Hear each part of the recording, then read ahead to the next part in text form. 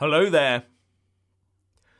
The government has outlined the measures it is taking to ensure that UK fishing waters are properly protected once the Brexit Implementation Period is complete.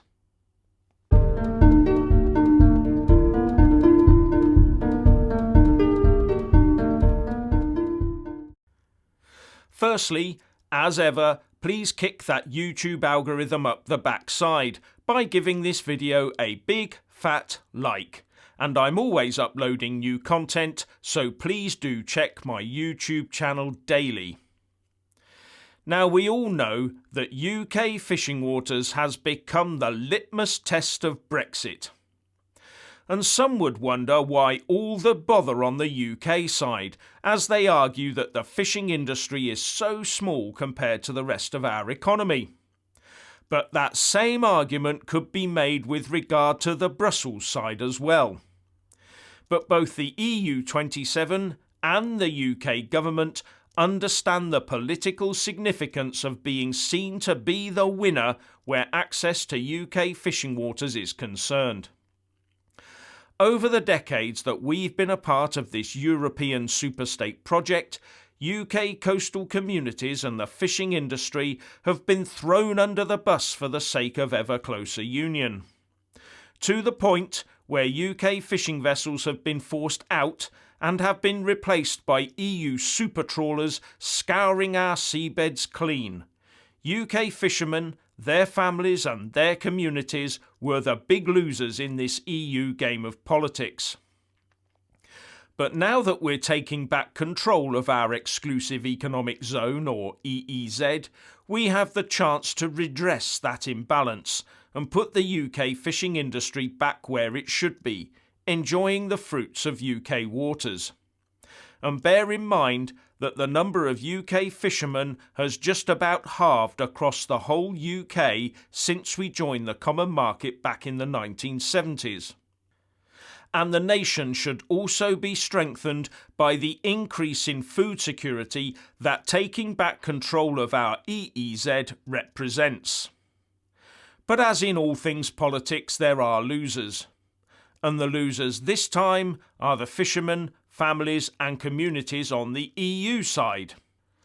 This will probably not be immediate, but will happen over time as the UK starts its trawler licensing programme and the UK fishing industry ramps up its operations. But we've heard that the French fishermen may blockade their ports against the UK unless we guarantee them permanent access to our waters. And Macron's government is trying to make itself domestically popular by taking a hard line over this, with his Europe Minister, Amélie de Montchalin, saying the talks will get nasty unless the UK caves in over fisheries. And Macron needs to be seen to be supporting at least some of his own people, while the yellow vests keep up their relentless pressure on him. The last thing he needs is French fishermen joining the massed ranks of disenfranchised French workers engaging in civil disorder.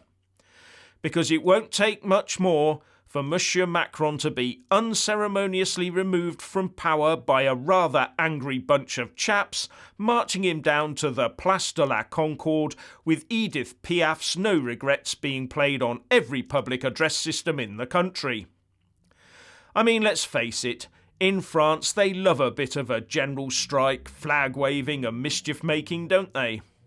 It's become a bit of a French national sport, and if civil unrest was an Olympic event, well, France would win gold, silver and bronze all at the same time.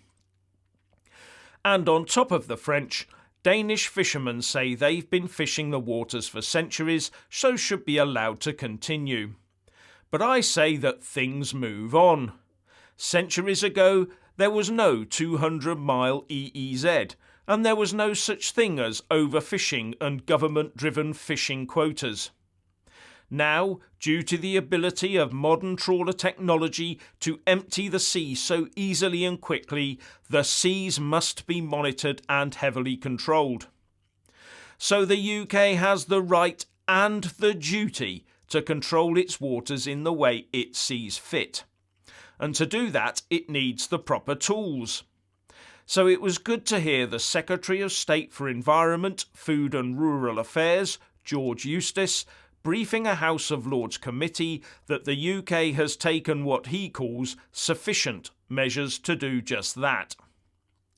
Eustice told the EU Energy and Environmental Subcommittee that on top of the 3 Royal Navy fisheries protection vessels, the Home Office can provide assistance in the form of its 4 Border Force cutters, and that if required the government could call on the private sector for more. Then there was the new Joint Fisheries, Coast Guard and Border Force Control Centre. The training of some Home Office staff as warranted fisheries protection officers, as well as recruiting another 50 of them. And preparing for aerial surveillance of the UK EEZ, something that's already been contracted for. But he did also say that the government was looking at a possible deal with the EU where there would be annual negotiations on fishing, but within some sort of multi-year framework. But that without a deal we would anyway become an independent coastal state, and he said, "We would automatically take back control of our exclusive economic zone, and there would be an obligation on both us and the European Union to work towards a sensible annual negotiation at the end of this year." But he also said that the EU 27 member states that don't have fishing vessels operating in our waters would be unlikely to allow those that have to scupper a deal solely over the issue of access to our waters. But former Lib Dem MEP, now Lord Teverson, told him to get real, as there was not a snowball's chance in hell that the EU would not insist on tying our fish to a trade deal. Tell us something that hasn't become blindingly obvious to Brexiteers over the last few weeks or even months. But as far as I'm concerned, we need to stand firm. Those fishing grounds are part of the UK and should never be traded away. I mean, just look at Gibraltar, legally a UK territory due to the Treaty of Utrecht. Let's make sure we don't have the same sort of issue with UK waters down the line.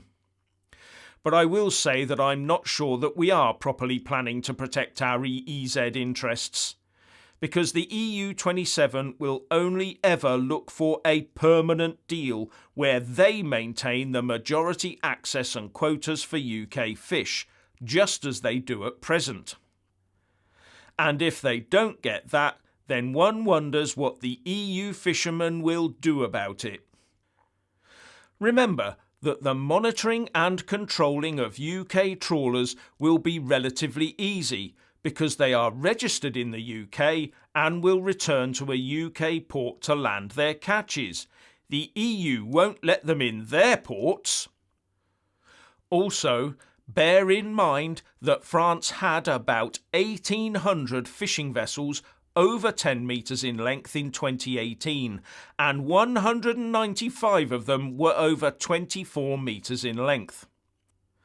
And Denmark had 450 vessels of over 10 metres in length, and 72 of them were more than 24 metres in length. We'll need a robust monitoring system, and we shouldn't shy away from that. And to give an idea of the scale here, according to the Marine Management Organisation, or MMO, in 1938 we landed a total of 1,134,900 metric tonnes of fish in UK ports. In 1970 it was of the same sort of scale, at 1,039,100 tonnes. But by the year 2000, that was whittled right back to 519,500 tonnes, and in 2018 it was just 480,200 tonnes. But this is not just about the fish or the money, it's also about people, employment and coastal communities in this island nation. It is about national pride, and that is not a dirty concept. Anyway, if you want to hear more from me, please don't forget to subscribe and also press that little bell, or you won't get any notifications. And if you want to see more of me, buy a mug with my mug on it. So what do you think about UK fisheries? Please share and comment, and thank you for listening.